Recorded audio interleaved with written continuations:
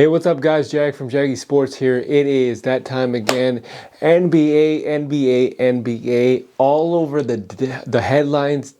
And, Ime Udoka, head coach of the Boston Celtics, suspended for 1 year because he did something in the Boston Celtics organization. Apparently, the reports say consensual. He had a consensual relationship with a female staff member. Now, that's all we heard. Boston Celtics owner and president got on the stage today and they basically said, asked a bunch of questions and whatnot, but they never really got into specifics. So we don't know that much, right? Stephen A. Smith is really upset because he's saying that I know a lot of Caucasian people in different sports organizations that have done the exact same thing, consensual, and they may have gotten fired, they might have gotten suspended, but it was never publicized. Now, he's saying, why is it that an African, in this case, African Nigerian male, can do the same, is doing the same thing, yet he is being totally publicized, suspended for 1 year, completely just like in his words, a very stiff penalty. And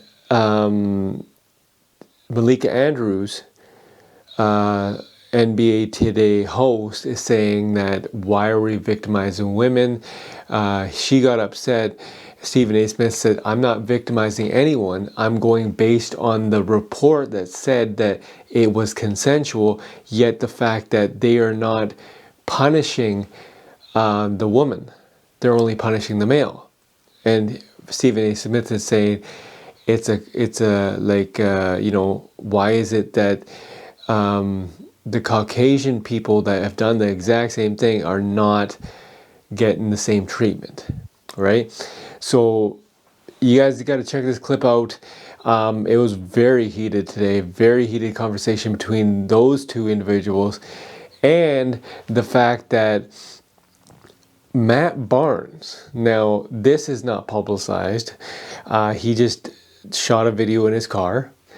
Matt Barnes, former Laker, former Orlando Magic player, former Clipper, former Memphis Grizzly, basically said that he was defending Ime Udoka and saying that what he did was wrong, but he shouldn't have gotten that big of a penalty. And then all of a sudden, somebody that knows what happened texted him all the information, and he said that it is very ugly, huge mess. And then Matt Barnes took his apology away, like his defense post away on Ime Udoka. So if anyone knows Matt Barnes, he's a straight shooter. He says it like it is. He doesn't try to sugarcoat anything. So if he's saying that it's bad, if he's saying that it's really bad, then you got to take his word for it. A lot of people don't know who Matt Barnes is. A lot of people that watch the show do know Matt Barnes, and he's a straight shooter, right? So again, unless the facts are given, unless the facts are said, we don't know much. The public doesn't know much. But I want to hear from you guys. Check this clip out. I want to hear the fact that, is this like what Stephen A. Smith is saying? Does this have some relevancy? The African, Nigerian, and Caucasian situation, what I just alluded to earlier, or is this about not victimizing women? Just leave a comment in the comment section and check this clip out for sure. Very heated conversation. Like I said, this is all over every single airwave, every single headline. If you don't know what's going on, you definitely got to check this out. And hopefully all goes well. And thanks for tuning in. This is Jag from Jaggy Sports. him. There's no NDA involved. You just sat up there and basically told the world, he's ours, but we ain't going to use him. Yeah. And they didn't give parameters of what it would take to reinstate They gave him. no parameters of what it would take for reinstatement. They didn't specify what punishment they gave him beyond suspending him for the year. Is he getting his salary for this upcoming season? Has it been cut in half? I told he's only getting about 50% of it. Has that been cut in half? Characterized as a significant financial penalty. So you've got that going on. And I'm going to say this again. It said in the numerous news reports, it was a consensual relationship that violated organizational policy. So only he is in violation of the company policy. The woman who elected to have a consensual relationship with him is not in violation. He gets to get mentioned and put on Front Street. We don't know who she is. What about the other women within the Celtics organization who have been victimized because wrong assumptions have been made by their involvement? If you knew exactly who it was, that would alleviate the concerns of all the other women who have had their names paraded out into the streets. What about them? You ain't thinking about that. So here we are. We're throwing him out to pasture. And again, Ime Udoka cannot be defended. His actions are his actions. Nobody fights for black coaches more than me. But I am telling you, a firing would have been warranted. Or you keep him. But to keep him, yet suspend him, by the way, not just suspend him, but for the suspension to be indefinite. It's almost worse, like a lame duck status. That's what you did. You ruined his career for the next few years. He did it. He did his action. But NBA reporter and host of NBA Today, our friend Malika Andrews. Malika, do you have us? I've got you, Molly. Thank you for having me. Yeah, thank you for being with us. And obviously you had the statement from Udoka that was given to you. What's your reaction now after hearing the press conference? Well, Molly, thank you. If I could first start with this. Stephen A., with all due respect, this is not about pointing the finger. Stop. What became apparent to me in this press conference is that we do not have all of the information here. And it was frustrating to me that the Celtics declined to elaborate or to give more specifics about what exactly the rule breaking was that led us to this point.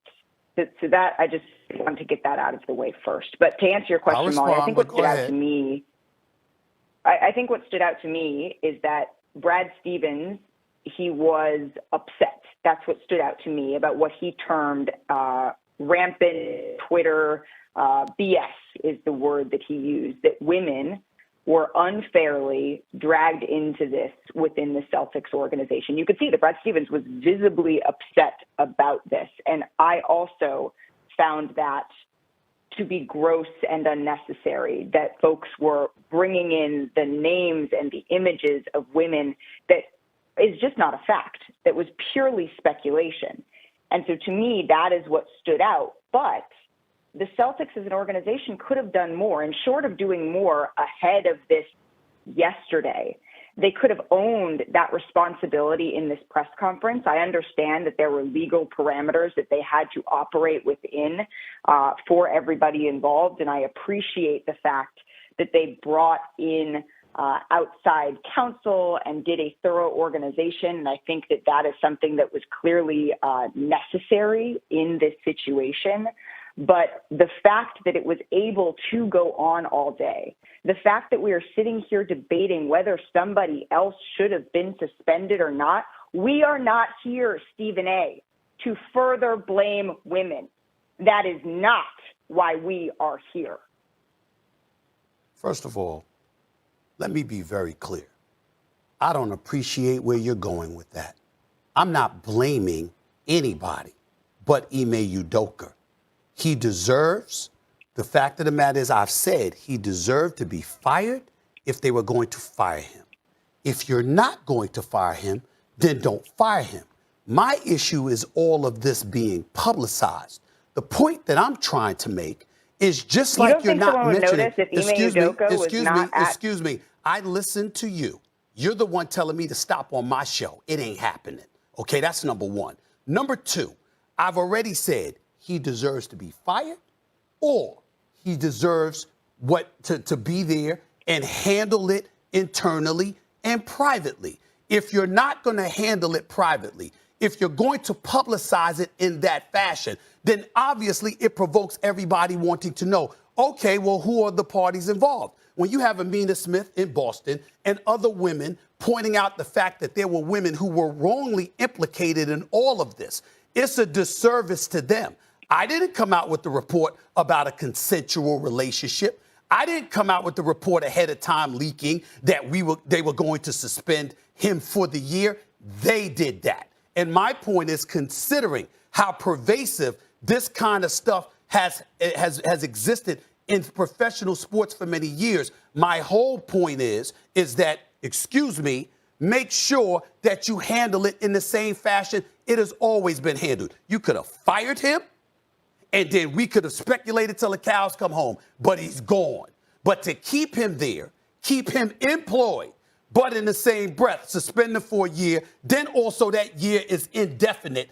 That is the issue that I have. Nobody's trying to protect Ime Udoka, and certainly nobody is trying to protect, is to excoriate the women involved or anything like that.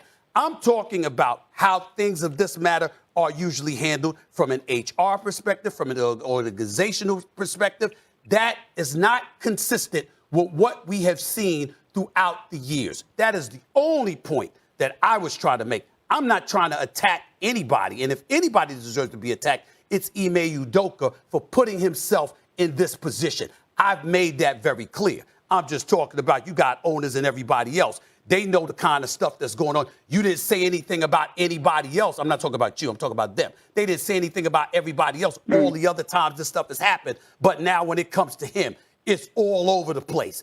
That is my issue. That is my only issue. I appreciate that, Claire. That he will not coach for them again. Our Adrian Wojnarowski with the story, reporting that Udoka had an intimate relationship with a female member of the franchise's staff, which is a violation of the team's code of conduct. Udoka released his first comments on the issue in a statement saying, "I want to apologize to our players, fans, the entire Celtics organization, and my family for letting them down. I'm sorry for putting the team in this difficult situation, and I accept the team's decision. Out of respect for everyone involved, I will have no further comment." And so Woj gets up with us early here from the West Coast. Woj, and obviously this was a story that got so much attention after you broke it yesterday, early in the day. And the question I think so many are asking is, why is this punishment so severe? Well, ultimately, Greeny, Brad Stevens, the Celtics president and ownership, they're going to have to explain that. They may do that as soon as today. There may be an availability with Brad Stevens, but from what I'm told, that I think from certainly Brad Stevens' point of view, as the president of the organization and certainly the executive who hired Ime Udoka, that there was a break in trust from his perspective with Ime Udoka, of judgment, and I think for the Celtics, the very real possibility exists that Udoka never coaches this team again. Not only is this a one-year suspension, but there's no guarantee, and there was no assurance made to Udoka in the last days as they were really negotiating what this would look like, that he would ever be back as coach. They've left it open-ended beyond this season. And so it is severe. It is largely unprecedented for a sitting head coach to be facing this scenario short of firing. And that is the question many are asking. Why didn't they just cut ties with Udoka if they were going to go this far with the punishment?